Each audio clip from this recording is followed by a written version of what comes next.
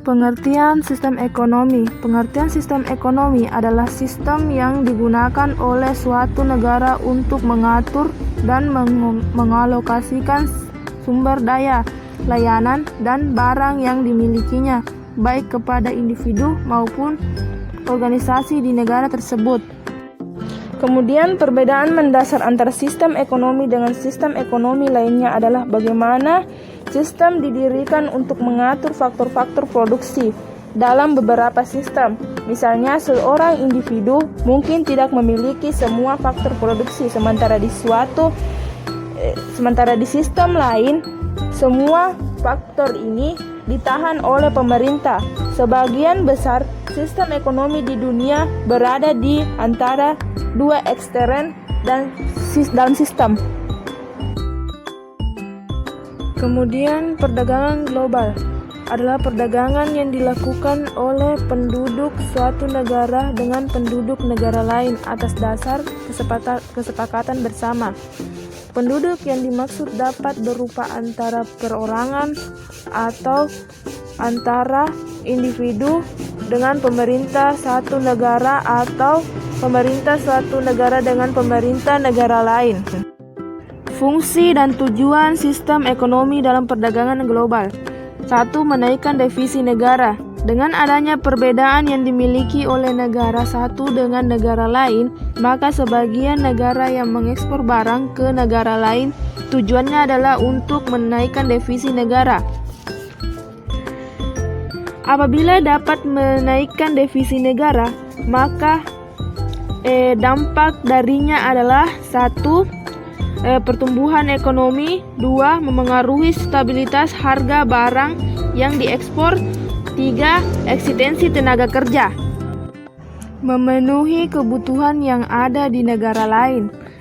Dengan adanya perbedaan yang dimiliki oleh negara satu dengan negara lain, maka sebagian negara yang mengekspor barang dari negara lain tujuannya adalah untuk memenuhi kebutuhan yang ada di negara lain, namun tidak diproduksi untuk negara sendiri. Yang ketiga yaitu memperoleh keuntungan internal dan eksternal. Keuntungan yang dicari bukan saja keuntungan internal, melainkan juga keuntungan eksternal. Keuntungan internal adalah keuntungan yang dimiliki oleh perusahaan itu sendiri. Misalnya, keuntungan melalui banyaknya pesanan dari luar negeri yang dapat meningkatkan ekspor perusahaan. Keuntungan yang didapat perusahaan dapat memanfaatkan untuk peningkatan alat-alat produksi maupun untuk penambahan fasilitas yang dibutuhkan dalam pemenuhan kebutuhan produksi. Dalam hal ini, keuntungan eksternal yaitu keuntungan spesialisasi. Keuntungan spesialisasi yaitu keuntungan akibat fungsi dan yang mempertinggi keefisienan pengguna faktor-faktor produksi. Selanjutnya akan dilanjutkan kepada saudari. Yang pertama yaitu memperluas pasar. Dalam proses produksi, terkadang perusahaan tidak menjalankan mesin-mesinnya atau alat produksinya. Mengapa demikian? Dengan untuk memaksimal karena mereka menghindar terjadinya kelebihan produksi. Mengapa hal itu dihindari? Karena jika produksi yang dihasilkan berlebihan mengakibatkan turunnya harga produk mereka, maka dari itu perdagangan internasional bertujuan agar perusahaan dan para pengusaha dapat menjalankan mesinnya secara maksimal tanpa khawatir kelebihan akan produksi, karena kelebihan produk tersebut dapat dijual ke luar negeri. Selanjutnya yaitu transfer teknologi modern, yang dimana di sini dalam perdagangan internasional kita tidak hanya memperoleh sebuah keuntungan dalam hal materi saja, akan tetapi melainkan dalam hal teknologi modern. Dengan berkembangnya zaman, maka negara maju pasti akan memberikan inovasi baru dengan menciptakan regenerasi teknologi yang lama dengan teknologi yang baru untuk menambah keefektifan dan keefisienan dalam proses produksi. Itu yaitu sistem ekonomi tradisional. Di sini jelaskan bahwa sistem ekonomi tradisional merupakan sistem ekonomi yang diterapkan oleh masyarakat pada zaman dahulu. Dalam sistem ekonomi terdapat nilai-nilai sosial kebudayaan serta kebiasaan masyarakat setempat sangat berpengaruh kuat. Selanjutnya sistem perekonomian pasar atau liberalis atau kapitalis.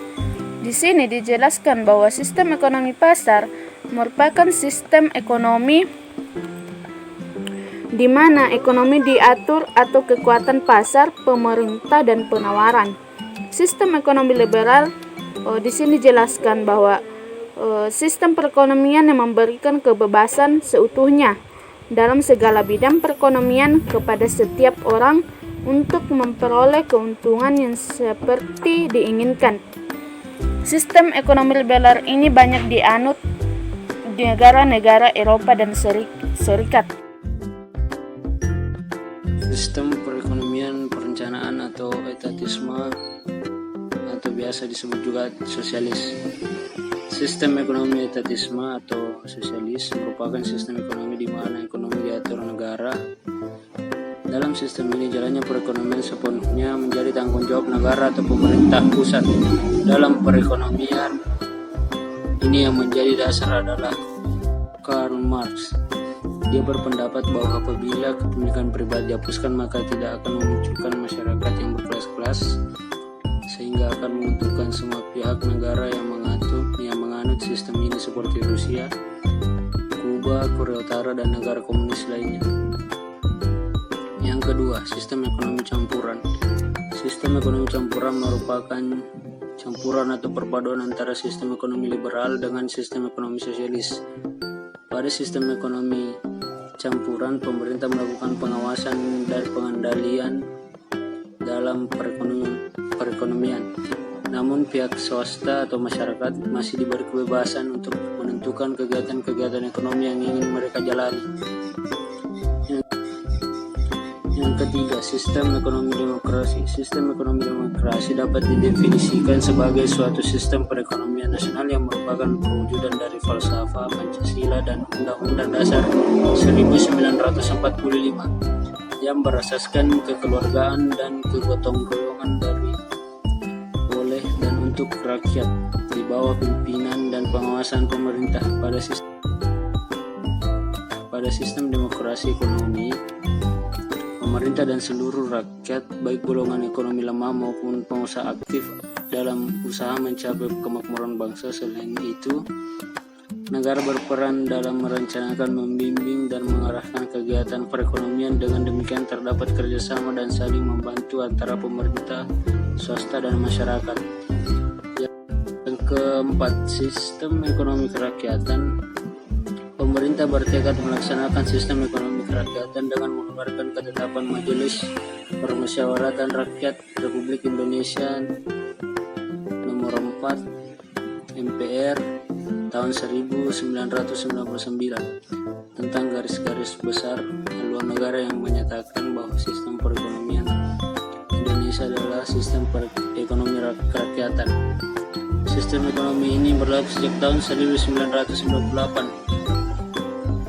Pada sistem ekonomi kerakyatan, masyarakatlah yang memegang aktif dalam kegiatan ekonomi, sedangkan pemerintah yang menciptakan iklim yang bagus bagi pertumbuhan dan perkembangan dunia usaha.